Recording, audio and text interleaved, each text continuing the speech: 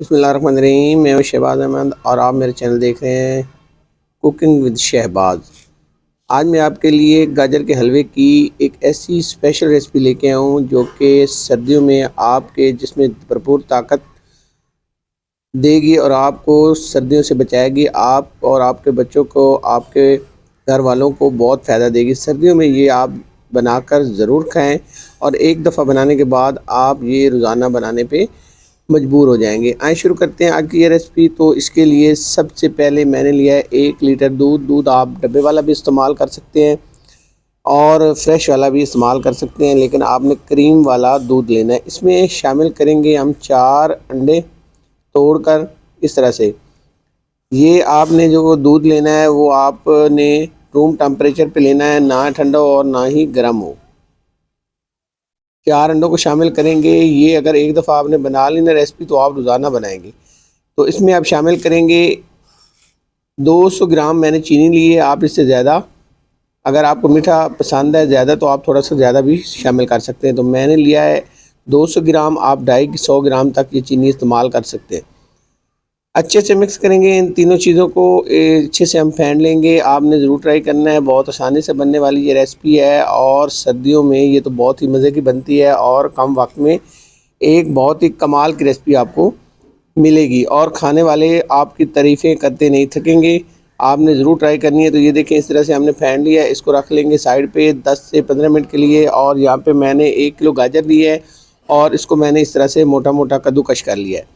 अब हमने पैन के नीचे, ये देखिए, पैन के नीचे हमने जो फ्लेम को ऑन कर देना है और इसको हमने जो है वो ड्राई करना है। इसके अंदर जो पानी होता है वो हमने खुश्क कर लेना है। तो इसको तकरीबन मीडियम टू लो फ्लेम पे 5 मिनट हम पकाएंगे तो इसका पानी खुश्क हो जाएगा। उलट पलट करते रहना है ताकि ये नीचे से जले नहीं। इसमें हम 3 से 4 अदद इलायची भी शामिल कर लेंगे ताकि एक अच्छी सी खुशबू आए, अच्छा सा फ्लेवर आए। तो दोबारा से हमने इसको इस तरह से उलट पलट करके पकाना है। तो हम तकरीबन 5 मिनट इसको पकाएंगे और इसका पानी ड्राई हो जाएगा। जब आप पानी में गाजर को पहले धो लेते हैं तो उसके बाद आपने क्रश करना है। और अब यहाँ पे 1 टेबल स्पून भरा हुआ घी शामिल करेंगे। अगर देसी घी है तो ठीक है, वरना डालडा भी शामिल कर सकते हैं। जब आप जो है वो कद्दूकश कर लेते हैं गाजर, उसके बाद आपने इसको वॉश नहीं करना, उसके बाद ज़रूरत नहीं पड़ती। पहले वॉश करके आपने इसको कद्दूकश करना है और घी के बाद शामिल करने के बाद मज़ीद हम इसे 4 से 5 मिनट मज़ीद पकाएंगे ताकि जो है कच्चापन गाजर का वो दूर हो जाए। माशाल्लाह इस तरह से पकाते हुए हमें तकरीबन 10 मिनट हो गए हैं और 10 मिनट के अंदर गाजर जो है वो अच्छी तरह से तैयार हो चुकी है और जो पानी था वो पूरी तरह ड्राई हो चुका है। ये देखें, अब इसमें शामिल करेंगे हमने जो 3 चीज़ें मिक्स करके रखा हुआ था, दूध, चीनी और अंडे, ये शामिल करेंगे और फ्लेम को करेंगे हाई फ्लेम पे अब हम पकाएंगे। आपने कोशिश करनी कि आपके पास जो बर्तन हो वो नॉन स्टिक हो, नॉन स्टिक के अंदर ही आपने पकाना। अगर नॉन स्टिक नहीं है तो फिर आप कोई भी बर्तन ले सकते हैं। आप यहाँ पे चम्मच चलाते रहना है। अब यहाँ पे दोबारा से गाजर जो है वो पानी छोड़ती है और दोबारा से ये आपको इसकी पकाई की ज़्यादा ज़रूरत पड़ेगी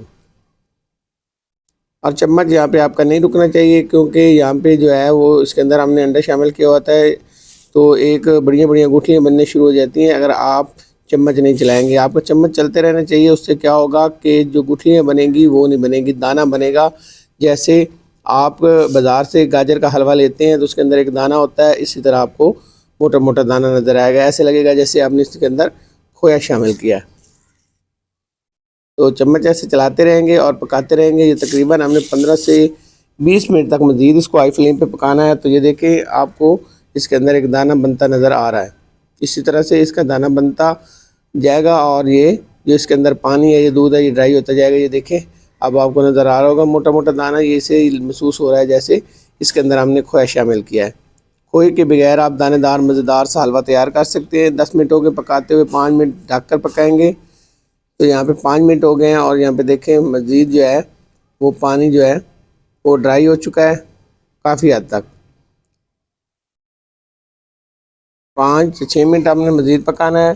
तो ढके बगैर यहाँ पे 5 से 6 मिनट पकाएंगे उस टाइम तक जब तक ये पानी ड्राई नहीं हो जाता। थोड़ा बहुत पानी रह गया तकरीबन, ये देखें, ये तकरीबन जो है 2% पानी रह गया। तो मज़ीद पकाएंगे 2 से 3 मिनट और ये देखें पानी हमारा पूरी तरह से ड्राई हो चुका है।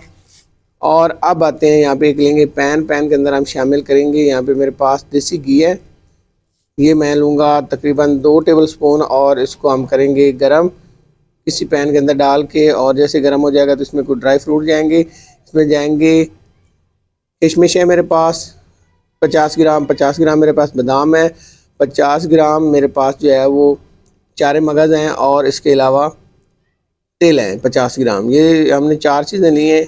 ये बहुत ही सर्दियों के लिए फ़ायदेमंद है और आपके जो है जिसमें ताकत भरपूर ताकत देंगे। तो इसको यहाँ पे ड्राई कर लेंगे। तकरीबन हमने ड्राई रोस्ट करना है 2 मिनट लो फ्लेम पर, इससे ज़्यादा नहीं। ये एक किस्म का जो है आपने गजरेले को तड़का लगाना है, ताकत का तड़का। तो ये देखिए 2 मिनट हमने फ्राई कर लिया, इसको रोस्ट जो है कर लिया है। अब यहाँ पे देखें इस तरह से। अब हम इसको शिफ्ट करेंगे गजरेले के अंदर, और यहाँ पे हमने शिफ्ट कर देना है और इसको करेंगे मिक्स। और मज़ीद हमने 1 से 2 minute medium to low flame पे इसको मज़ीद पका लेना है। ड्राई फ्रूट शामिल करने के बाद आप चाहें तो ये स्किप भी कर सकते हैं, अगर चाहें तो ये शामिल कर सकते हैं। अगर शामिल करेंगे तो आपको बहुत सा फ़ायदा होगा, अगर शामिल नहीं करेंगे तो फिर भी आपको इस गजरेले का फ़ायदा ज़रूर होगा। तो ये देखें माशाल्लाह इस तरह से हमारा गजरेला लुक देखें कितना कमाल का बना है, बहुत ही कम टाइम के अंदर, और बहुत ही मज़ेदार एक अलग सी रेसिपी है, एक मज़ेदार सी रेसिपी है। ज़रूर ट्राई कीजिएगा, आपको बहुत पसंद आने वाली है। तो अगर आज की रेसिपी आपको पसंद आई हो तो आपसे हमेशा की तरह रिक्वेस्ट है मेरे चैनल को सब्सक्राइब करें, लाइक करें और शेयर करें। तो यहाँ पे डिश आउट करते हैं। यहाँ पे देखें माशाल्लाह ज़बरदस्त हमारी आज की रेसिपी बनी है मीठे में। ज़रूर ट्राई कीजिएगा। सर्दियों में बहुत से घरों में बड़े शौक़ से खाया जाता है ये गजरेला, और अगर आप बना कर ट्राई करेंगे ये वाली रेसिपी तो आपको और आपके घर वालों को, बच्चों को, बड़ों को, सबको बहुत पसंद आने वाली है। नई रेसिपी तक इजाज़त दी जाए। जज़ाकल्लाह खैर, अल्लाह हाफ़िज़।